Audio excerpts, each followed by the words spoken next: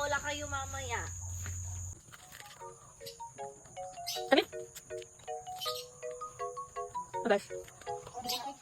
Hi mga misses! Ngayon na naman ay isang gata-serya na naman po tayo. Yan, ako po ay namamagaling na magkayod ng niyog. Pero hindi ko po talaga kaya.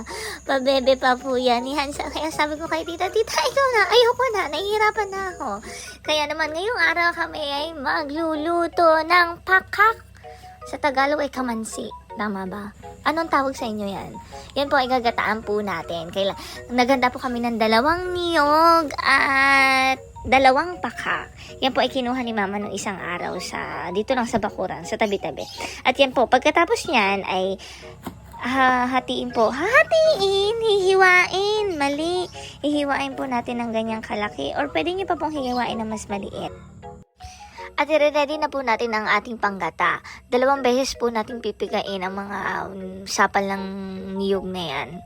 Para po magkaroon tayo ng 2. Una po ay ang lipotok. Ang pangalawa naman po ay yung pangalawa. Hindi ko alam ang tawag doon. Basta pangalawang piga. Yun na yun.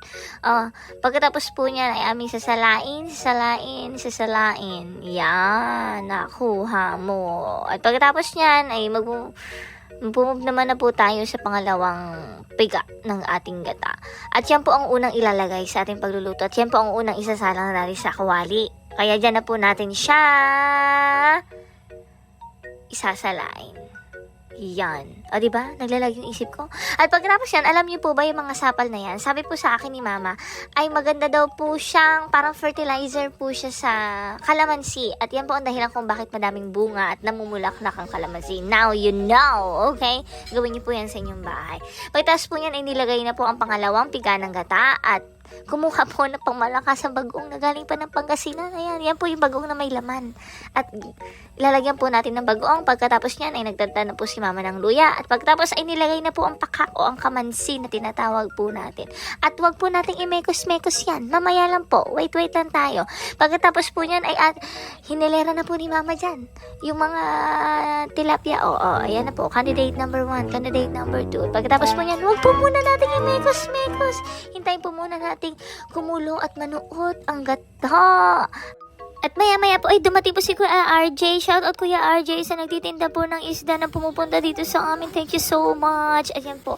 Ang tawag po namin sa gulay na yan ay baeg or baeg. Basta masarap yan. Lagyan mo lang ng bugoong. At pagkatapos yan ay ilalagay na po natin ang tinatawag naming liputok o ang unang gata. At wait lang. Huwag muna nating imekos-mekos. Hintayin muna nating manuot ang gata sa bawat tinapa, baeg, at kamansi. At pagkatapos niyan, ay hindi na sila galit-galit. Yan na, pwede nang imekos-mekos. At pagkatapos yan, syempre, tayo na maghahanda na kumain. Tara mga! Thank you Lord sa blessing!